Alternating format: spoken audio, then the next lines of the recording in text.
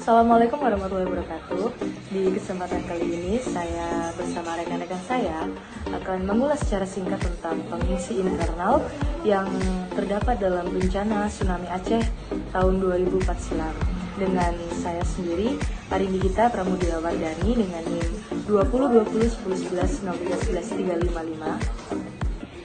Dan dengan saya Maulida Zahro dengan NIM 20201011031147. Dan dengan saya Oktavia Arisya Putri dengan NIM 20201011031148. Dan saya Adelia Putih Hati Imani dengan NIM 2020101031139. Langsung saja, yang pertama saya akan mengulas secara singkat mengenai kronologi bencana tsunami yang terjadi di Aceh pada tahun 2004. Bencana tsunami ini tepatnya pada tanggal 26 Desember 2004. Kejadian ini terjadi karena gempa berkekuatan 9,1 sampai 9,3 skala Richter mengguncang dasar laut di barat daya Sumatera, sekitar 20 sampai 25 km lepas pantai. Hanya dalam beberapa jam saja, gelombang tsunami dari gempa itu mencapai daratan Afrika. Gempa dengan kekuatan 9 magnitudo ini sedikitnya memakan 250.000 korban di 11 negara terdampak. Selain Indonesia, negara yang terdampak diantaranya adalah Malaysia, Thailand, Maladewa, Burma, Sri Lanka, Bangladesh, India, dan bahkan Tanzania. Di Aceh, lebih dari 156.000 orang dinyatakan meninggal. Dalam peristiwa ini, setidaknya tercatat sekitar 139.000 rumah rusak akibat bencana tsunami tersebut. 2.600 km jalan rusak dan 669 bangunan pemerintah dilaporkan rusak. Total nilai kerugian ditaksir menyentuh angka 4,5 miliar US dollar. Di dalam peristiwa ini tidak ada pelaku dikarenakan merupakan peristiwa bencana alam. Selanjutnya saya akan bahas mengenai kondisi pengungsi internal. Yang pertama yakni kondisi fisik para pengungsi internal. Kondisi para pengungsi ini yang ada di Aceh, banyak luka-luka yang timbul akibat terseret air yang sangat deras. Juga terdapat beberapa penyakit yakni ispa dan gatal-gatal.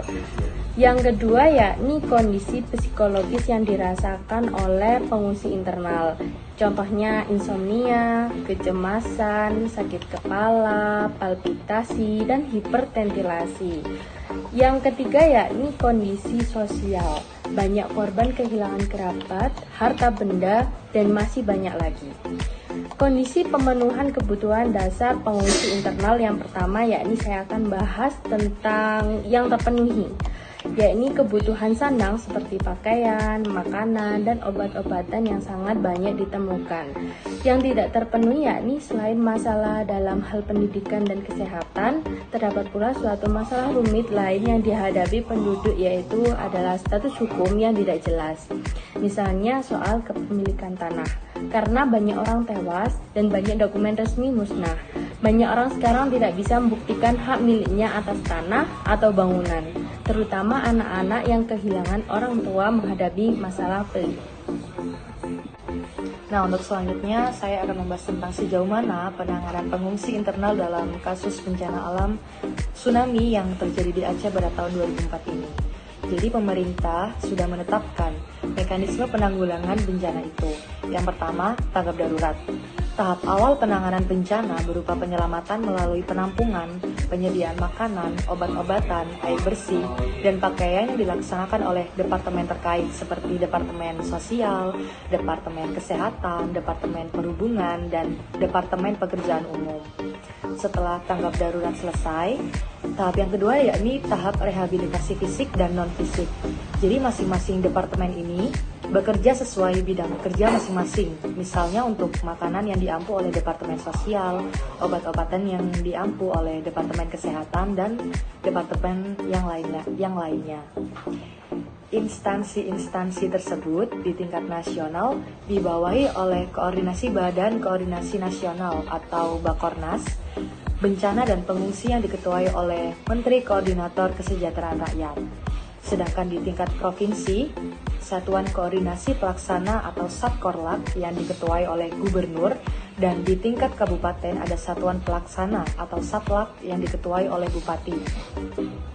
Jadi untuk penanganan bencana Aceh dibentuk 7 posko, yaitu Posko Aceh yang membawahi Rumah Sakit Umum di Aceh, Posko Halim, Posko Departemen Luar Negeri, Posko Departemen Sosial, Posko Departemen Kesehatan, dan Posko Utama di Medan. Sementara Pokja Penanganan Bencana di Aceh dan Sumatera Utara yang dibentuk oleh Menteri Koordinator Kesejahteraan Rakyat untuk penanganan Aceh dibentuk penanggung jawab Sesmenko Kesejahteraan Rakyat, yakni Sutejo Yuwono, yang berkoordinasi dengan Departemen Luar Negeri, Departemen Kesehatan, Departemen Sosial, dan Markas Besar TNI, serta Sekretaris, Ketua, Wakil 1, Wakil 2-nya. Pengurus inti tersebut membawahi bidang informasi, bantuan luar negeri, bantuan dana, bantuan tenaga medis, dan bantuan transportasi. Nah, selanjutnya saya akan membahas aksi mahasiswa yang dilakukan saat bencana tsunami Aceh 2004. Yang bisa kami lakukan sebagai mahasiswa yakni dengan menyuarakan non-diskriminasi agar pembagian bantuan merata dan dilakukan dengan adil, relokasi, antisipasi kekerasan seksual dan kekerasan terhadap perempuan, serta tidak menyebarkan berita hoax terkait dengan bencana tsunami Aceh tersebut. Di saat para korban bencana sangat memerlukan uluran tangan, para mahasiswa rela meninggalkan waktu kuliah untuk menjadi relawan di tengah-tengah bencana. Sementara beberapa mahasiswa lain turun di lokasi bencana. Sebagian mahasiswa lain sibuk mengumpulkan sumbangan untuk para korban. Tidak lupa juga dukungan yang sangat baik dari pihak universitas dalam melakukan pendampingan terhadap mahasiswa yang turun bencana.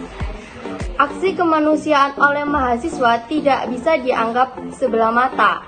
Aksi kemanusiaan merupakan gerakan mahasiswa dan manifestasi dari wujud kepedulian sosial. Peran mahasiswa dalam hal ini konkret, real, dan tidak kalah penting dari gerakan-gerakan mahasiswa dalam bentuk lainnya, seperti penelitian, mengikuti konferensi ilmiah, mengikuti lomba ilmiah, bahkan demonstrasi. Dengan niatan tulus, ikhlas, mereka hadir membantu para korban dalam melakukan evakuasi, membantu memberikan pengobatan, membantu menghilangkan trauma pada anak-anak, serta hingga proses pendataan korban.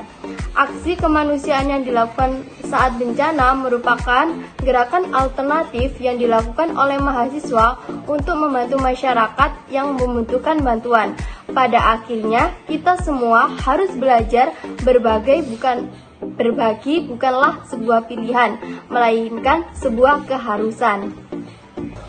Nah, jadi kita telah mengetahui pembahasan secara singkat tentang pengungsi internal yang terdapat dalam bencana tsunami Aceh pada tahun 2004 silam.